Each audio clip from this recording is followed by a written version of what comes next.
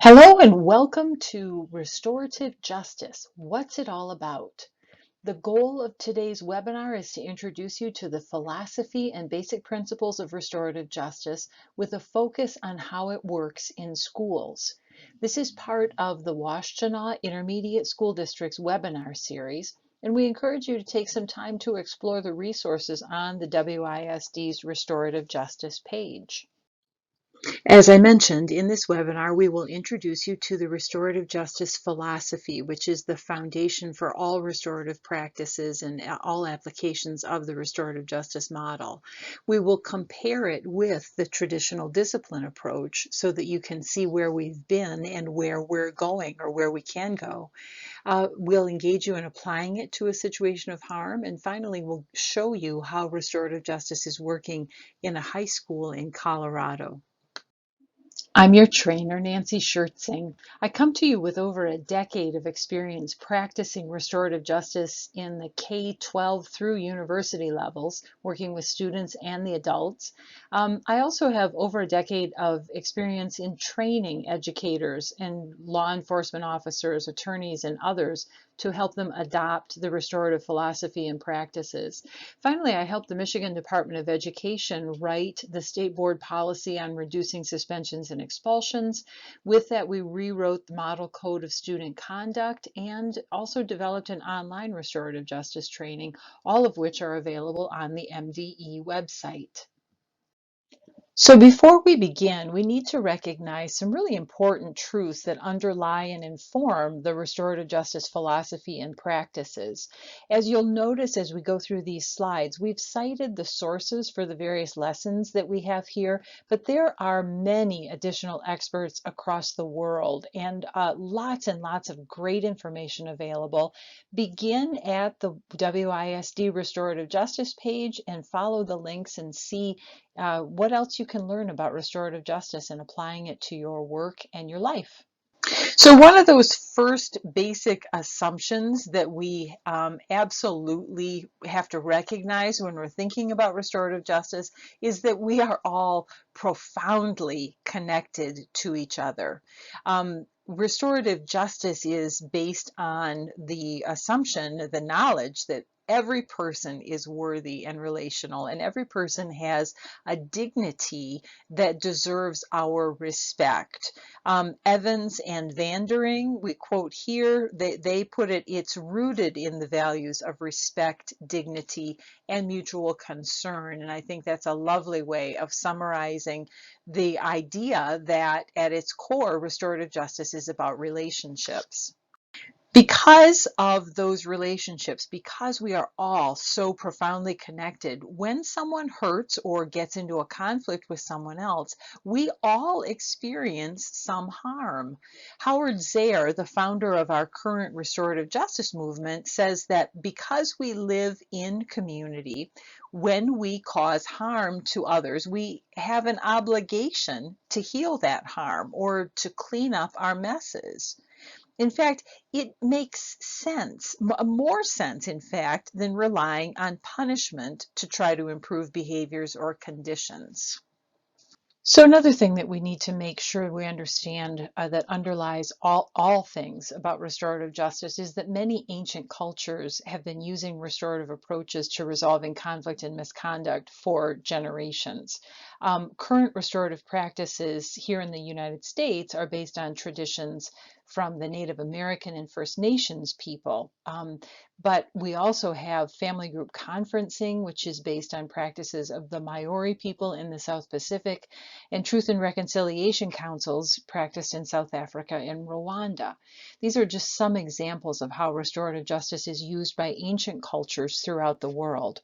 This is also an important time to acknowledge that this webinar was developed on lands taken from Native American and First Nations people. And we hope that in sharing some of this wisdom, we are able to honor them and thank them for their contribution to a safer and more peaceful world. Our current school discipline practices are hamstringing too many learners because they are exclusion-based. This denies students vital instructional time, isolates them from healthy connections to teachers and peers, and too often sets them up for failure. Despite best efforts of many excellent educators across the country, we find that consistently students of color, those qualifying for special education services, and low-income students are disproportionately suspended and expelled under the current system. So the question we ask is, what if there were a better way? And we believe that we can answer that question with restorative justice, because restorative justice is an approach that heals harm, develops strength, and actually builds community and builds connection as part of a discipline process. Since we're all connected and we all experience some level of harm from misconduct or conflict, it makes sense to heal that harm instead of just relying on punishment to address misconduct. This simple shift has implications far beyond our individual experiences, and I believe the video on the next slide does a really elegant job of explaining why that's true. Conflict is a fact of life. Wherever we live and whoever we spend our time with, none of us can avoid it or its consequences completely. But when we ignore the complex causes of conflict, we fail to prevent it from arising again. The pain and anxiety of it lingers. Many of us have come to fear conflict. The way it makes us feel, the way it erodes our self-esteem, damages our relationships, and impacts the people around us. When conflict arises, we often focus on who is right and who is wrong, who is the victim and who is the perpetrator, who broke the rules, who should apologise and who should be punished. By using restorative approaches, we can guide those involved to a genuine and lasting resolution, while at the same time equipping them with the skills to successfully navigate conflict throughout their lives. It takes patience, skill, and empathy to involve all parties, a commitment to listening hard and seeking common ground. But through restorative approaches, you can discuss and map the key events and emotions that lead to conflict, recognise its impact on relationships, and empower everyone involved to find the best path out of it, repairing as much harm as possible on their way. You can provide them with a new perspective from which to understand how their conflict affects other people, directly and indirectly, and to see the harm that unresolved conflict can do to friendships, families, and communities. From there, the focus is on finding real solutions, not taken from a rule book, but tailored to individual needs. In schools, care homes, prisons, and beyond, there is a growing recognition of the power in using restorative approaches to conflict, because it's clear that the lessons of a single conflict, creatively and successfully resolved, can change lives and last a lifetime.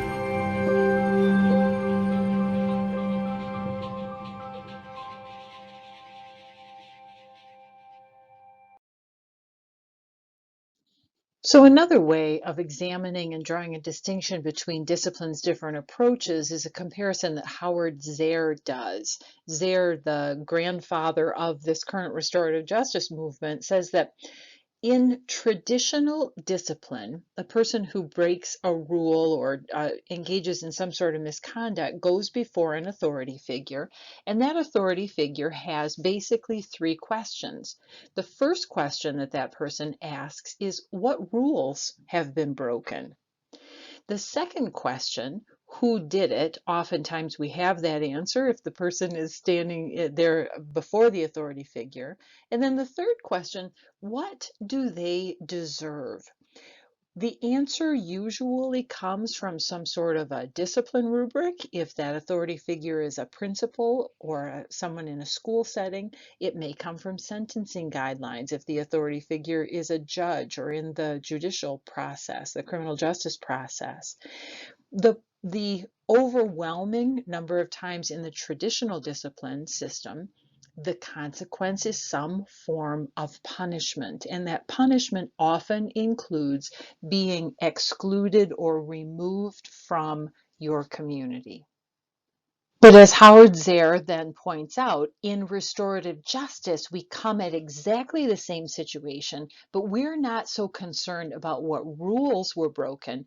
We're focused more on who has been hurt and what do they need to be able to feel better or to move beyond the situation. Then the question, whose obligations are these, is a question that's answered not by an authority figure, but by the people who are directly affected, working together to decide whose responsibility is it to make things right and restore relationships, and what steps do those people need to take. I'm going to pause here, invite you to pause and just think about some situations, perhaps from your own, from this year, or thinking back over your experience as an educator. And can you think of any situations where this approach, a restorative approach, might have been more effective than one that was based on punishment? Hopefully you were able to come up with a few images of children or situations that might have benefited from restorative justice. And let's move on a little bit further now here to take a look at how does restorative justice work. So we have this, we're in agreement that there are situations in which it makes more sense to heal the harm rather than resort to punishment. But how would we do that? Thinking back over what we've learned so far about restorative justice, I won't surprise you at all when I tell you that restorative justice is based on respect. In fact, Howard Zehr, the towering figure in this restorative justice movement, says simply that restorative justice is respect. This quote from Zehr's work in the Little Book of Restorative Justice has been just such a guidepost for me in my practice, and I hope that's one that will resonate with you as well, because successful restorative justice practices are built on the foundation of equal respect for all parties. This is absolutely key. Thanks to the U.S. Department of Justice's Office of Juvenile Justice and Delinquency Prevention, we have a handy picture of how this process works. And you'll notice in the title slide that I've replaced the E's of restorative justice with threes, because 3 is a kind of a pivotal number in this restorative justice process. The process engages all parties that are involved in a situation of harm, and those include the person affected by the harm, the person responsible for causing the harm, and members of the community who are directly affected by whatever the situation of misconduct or conflict is.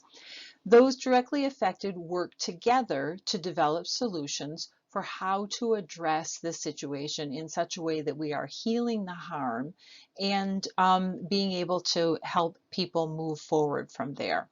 One thing that's worth noting is that voluntary participation for all members is an absolutely essential condition of restorative justice. We would never force anyone, certainly not the person who was affected, to come face to face with the person responsible if they didn't feel comfortable doing that.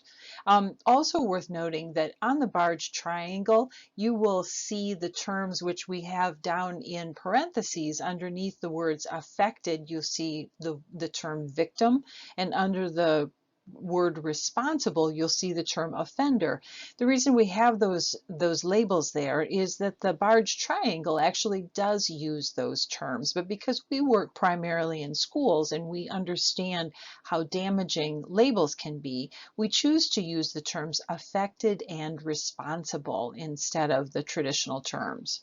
So important to know that what's happening as the person affected, the person responsible, and the community members are working together, that they are actually doing exercises to create a safer living and working environment. They're creating connections with each other and actually healing the situation of harm. It also is worth noting that accountability is an outcome, which is something that these are things that the Barge Triangle recognizes. Accountability both of the person responsible to the community and to the person affected, but we find that accountability can sometimes take the form of things that the community needs to do for the person responsible. So it's not always just a one-way street. The other thing that the Barge Triangle notices, and it's certainly something that I've seen in my experience numerous times, is that a restorative justice intervention helps the participants build competency. Competency in the responsible party, because they are actually doing the work to heal the harm that they caused, but also in the person affected. It gives the person affected a voice and gives that person the opportunity to be able to say what they need in order to be able to move beyond the situation. Oftentimes, in my practice and in practices all around the world, we find that the actions and interactions of the people in these restorative justice interventions create positive connections that will last far beyond the situation of harm. So even though we used the Barge Triangle to illustrate how a restorative justice intervention works, it's important to understand that the members of the community who are directly affected by a situation of harm or misconduct actually meet face to face in circle. We sit in circle together, and together the participants work through a three-part process, which is kind of defined by the three questions. The first question being, what happened? The facilitator who runs this circle will ask each person what happened. Then, once everyone's had a chance to answer, the facilitator asks the question, who has been affected and how? And then once everyone has answered that, here's where the magic is. We ask the question, how do we make things right as much as possible? So let's unpack these together. The first question, what happened? In this stage, the facilitator asks this question openly and always, of course, with respect. We are inviting every person to answer this question in their turn from their perspective. And so this is a phase that really is about storytelling. It gives all the participants a chance to share their perspective on what happened and what led to the incident so that the group can come to a common understanding. In many practices, the facilitator will ask a follow-up question, such as, what were you thinking at the time and what have you thought about since? These are wonderful questions to continue to ask. The key to all of this, though, and what I would encourage you to do, is to make sure that every question that you ask in this phase give every person a chance to answer that question so that you're not kind of focusing in on one or two of the participants, but you're able to get the wisdom and the experience of the entire community who's been affected by the incident. Stage 2 of this process is defined by the question, who has been affected and how? Still working in circle, participants each share their ideas about who has been hurt and how the incident of harm affected themselves and others. This is a powerful phase in which empathy and accountability often take hold as people start to recognize their similarities. Often they begin to identify with and connect with each other, though they may have seen each other as enemies just moments earlier. Sometimes, especially when engaging with very young children, the facilitator may want to break this question down into smaller parts, such as, tell us how you were affected by this, then follow that question with, who else do you think has been affected? And how has this incident affected those people that we've named? So the stage 3 and final question of the restorative justice process is where the magic is. How do we make things right? After everyone has told their stories and everyone has had a chance to identify where the harm is that needs to be healed, the facilitator will ask this question: how do we make things right? And then oftentimes the facilitator will be taking notes to help people help kind of keep track of everyone's ideas for how we can heal the harm. Oftentimes, especially in a discipline setting, I encourage facilitators to write up the ideas of everybody in the circle, and then whatever ideas come out of this question, it is absolutely essential that the facilitator check with every single person in the circle to make sure that every person agrees that that each element belongs in the agreement. If even one person says, I don't think I can do that, or I don't think that that's appropriate to ask for this, for this healing, then the group continues to work until consensus is achieved. This is a consensus process, which is empowering for every single person in the circle. Next, we have a reenactment of a situation not uncommon to teen girls. This is set in England, but it could just as easily be any urban or rural community across the United States. We invite you to watch the video, then apply the restorative questions.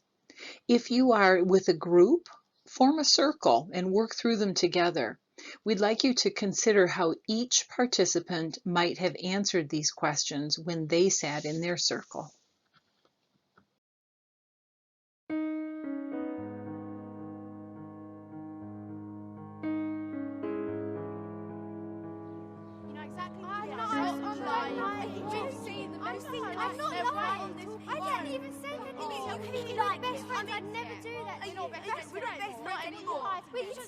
It started with an argument. I can't remember what it was about, but it just built and built. And I swear to God, I thought they were going to put me in hospital. Mum! I got home and Mum was all like, what's wrong, what's wrong? And I'm like, oh, I'm too scared to speak. Then Mum looks out the window and she says, oh my God, they're tearing up our garden. Smash that! I thought to myself, this is a nightmare. It's got to be a nightmare. I mean, this is our home. I got a 3-month referral order for criminal damage. That was bad enough. But for me, it was never about what we did to the house. It was what we'd done to Lauren. I couldn't stop thinking about it. It was like it was still happening, even though they'd been convicted. I thought maybe they were going to come back with a bigger gang. I didn't want to go out, not even with a massive group of friends. And being at school was a nightmare because I just didn't feel safe. I got a letter from a restorative justice worker assigned to Hannah explaining how it works, that it's there to give the victim a voice. And I thought, that is what we need. That's what Lauren needs, so that she can get some kind of peace in herself. And as for me, I just wanted to know why, so we could move on. It was nothing to do with the damage. I said I'd meet with Lauren and Emma, if they wanted to. The RJ worker asked me how I felt about what I'd done. I said I felt sorry, really sorry. She said, how do you think the victim probably feels? I said it must have been shocking, both of them. I thought maybe Lauren wouldn't dare go out now, and maybe it was even the same for her mum. She said, how do you think your parents feel? I think they feel quite disgusted. I thought, I don't want this to be all there is to it. On the day, I got Lauren to come as far as the door, but honestly, it was like she was frozen. She said, have I got to do this? I told her, well, no, you don't, but I am here. Nothing's going to happen to you. In the beginning, we all took turns. Hannah went first. She explained what had happened from her point of view and what she was thinking and how she felt about it now and how she thought it had affected us. I thought she answered in a very mature way, and I believed her when she said how sorry she was. Then I talked about our experience and about what had been the hardest for us to cope with, both while it was happening and afterwards, and most of all what it had done to Lauren.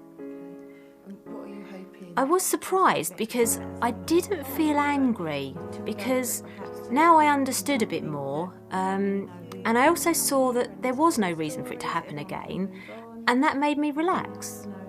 But for a long time Lauren just sat there, didn't say anything. We kept asking her if she wanted a time out, but she'd shake her head. But she looked really anxious, really uncomfortable. Emma told my mum she didn't think I meant to get dragged into it the way I did. That I followed the crowd without thinking, and that she could see I was really sorry.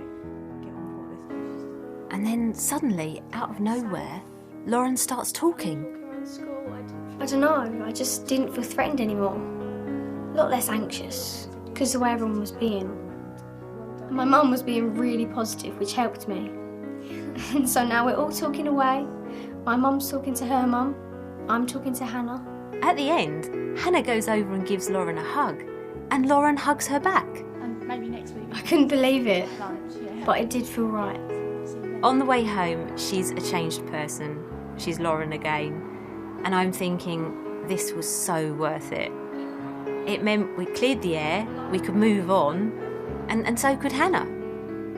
Because I could see she wasn't a bad girl. In fact, she's a brave girl. She's done a bad thing and she's paid for it. And she's tried to make amends with us, so it didn't have to affect the rest of her life. RJ, it was definitely worth it. It didn't make me a new person or anything, it just allowed me to be who I was again.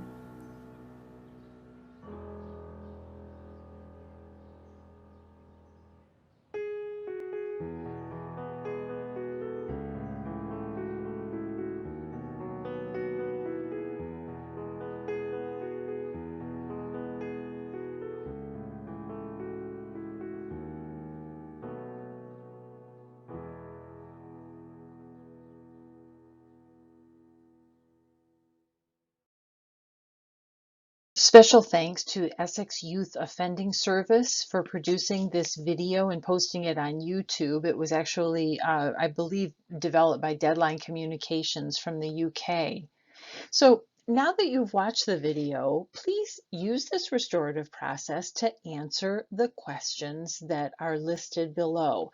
You may want to pause this slide so that you have enough time to answer each of the 3 guiding questions here. If you're with a group, please form a circle and take turns answering each question so that every member of your group has an opportunity to share their insights. The questions again are: what happened? Who has been affected by what happened and how? And how did the people make things right? Congratulations! You've just applied the restorative justice process to a conflict, and if you're working in a group, you've probably just engaged in one of your first circles. This circle process is one that you can use as a teacher to build connections to community, make sure that you're empowering every person to speak, engaging everyone in a decision-making process for important discussions. So please think about how this restorative philosophy and the restorative practice of circle, how it's not just for discipline. It's a paradigm that can be used and applied in so many situations and so many really powerful and effective ways. If you'd like to learn more about restorative questions and restorative circles, we do have webinars that are coming up on those, and there's more information on the WISD Restorative Justice website. Along those lines, our next slide offers an example of how the restorative philosophy and practices have transformed a high school in Aurora, Colorado. Watch for examples of what we've just learned as you hear from students, administrators, teachers, and members of the community. Now curbing conflicts in high school. Hari Srinivasan looks at a new approach to discipline that replaces suspensions with conversations.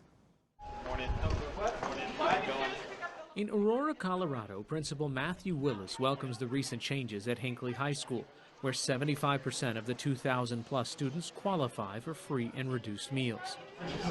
Willis says student fights are down and respect among classmates is up. Last year we had a 48% reduction in out-of-school suspensions.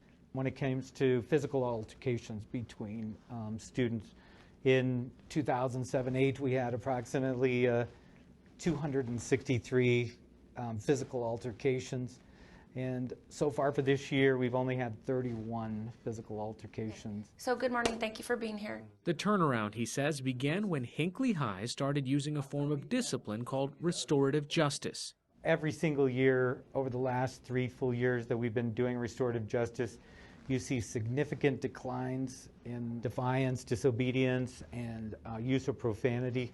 This is called a talking circle, so when we have problems in the school, we come together and talk about it.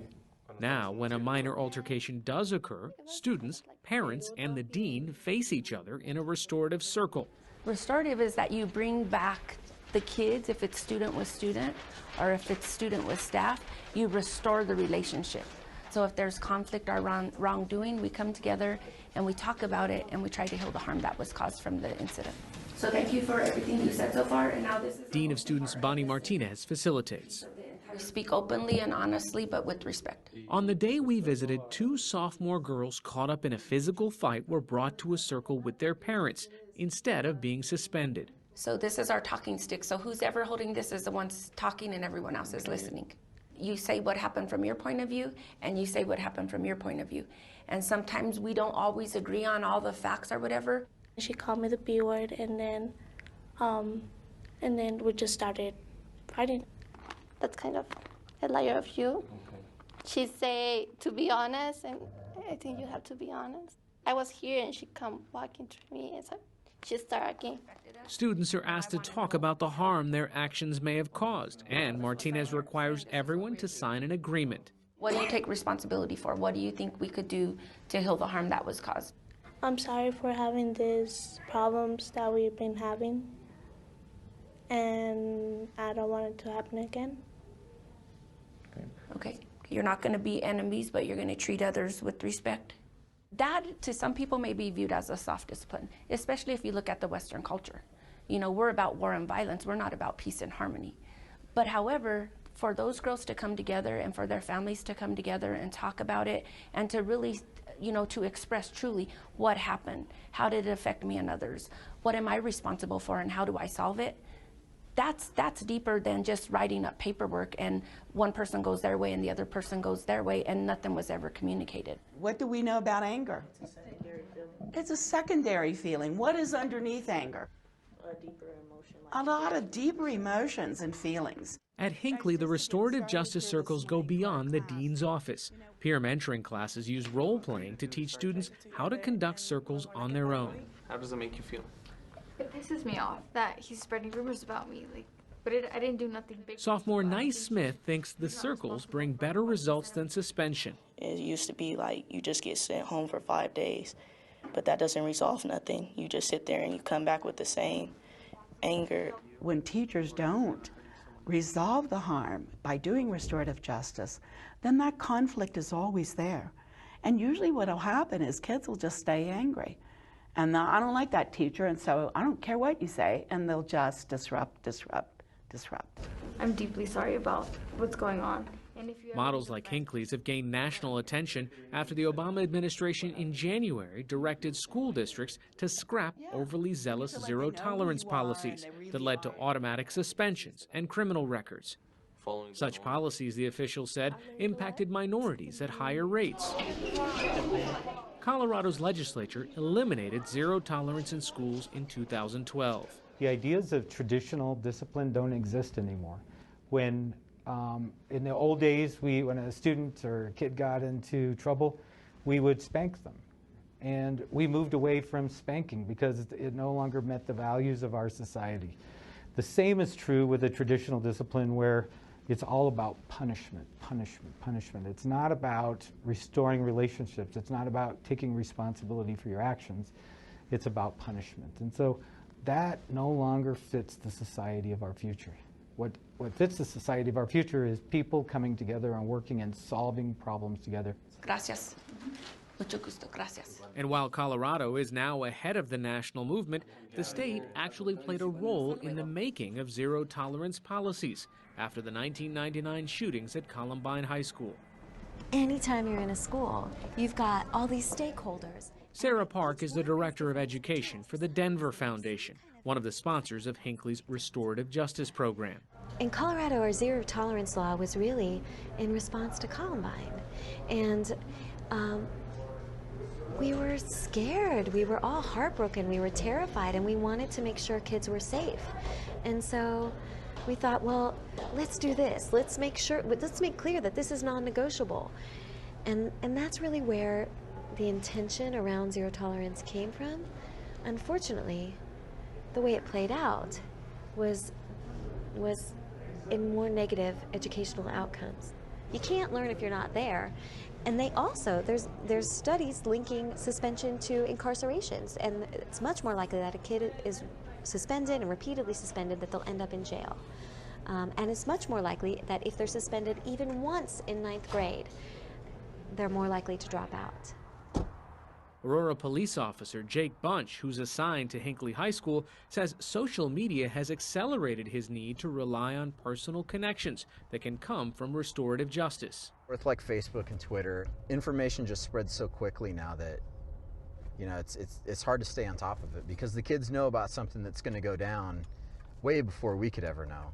If kids, you know, if I build that relationship with them and they know they can come talk to me before it becomes a violent issue, it ties right in with restorative justice. What is the role of an individual in society? Not all conflicts can be resolved through restorative circles. Even supporters see the process as one of many approaches. And skeptics question if stopping down class time for circles limits learning. Test scores at Hinckley High School hover below the state average. For his part, Principal Willis remains a strong believer in the approach and is sharing the school's method with districts across the state. Special thanks to the PBS NewsHour for that example of how restorative justice is working in Aurora, Colorado. Before we go any further, we just really would like to stress a couple foundational things about restorative justice, which is that restorative justice is not a program that you can just buy and implement or a training that you can take and then never bother with again. It's not a bunch of words that you can mouth while continuing to rely on suspending and expelling students, especially for minor infractions. What restorative justice is a way of approaching misconduct and conflict that values healing the harm over punishing the wrongdoer. It is a disciplined process that actually builds connections and builds community instead of relying primarily on kicking people out of community.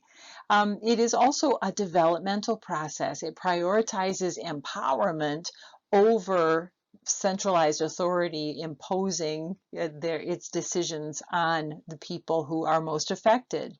So we hope that you will make it the way your school does business every day. The question that we are kind of left with is, how can you make the restorative justice philosophy and practices work for you? Start by looking for ways to heal the harm instead of going immediately to a punishment mindset, especially a punishment rubric. Listen to understand the stories of those affected by misconduct or conflict, and ask those who are most affected if they have any ideas for how things could be made right. Finally, trust the wisdom of our shared experience and facilitate your students' success. Some of the most elegant and simple and yet effective resolutions have come from the people who are most directly affected. Trust that wisdom and see where it takes you. Thank you. On behalf of the Washtenaw Intermediate School District Restorative Justice Visioning Community, I just am so delighted that you joined us today. And we hope that if you're interested in learning more about restorative justice, that you'll visit the WISD website. Go to the Restorative Justice webpage under the Community tab and check out some of the resources that we have there. We have circles information. We have restorative justice philosophy information. We have information about the Peers Making Peace program, which is just a fabulous restorative effort that's happening in a lot of our schools. So let this be the beginning of your restorative journey, and thank you so much for including me in this beginning stage. Have a great practice, and I can't wait to see the wonderful things you'll do with this in the years to come.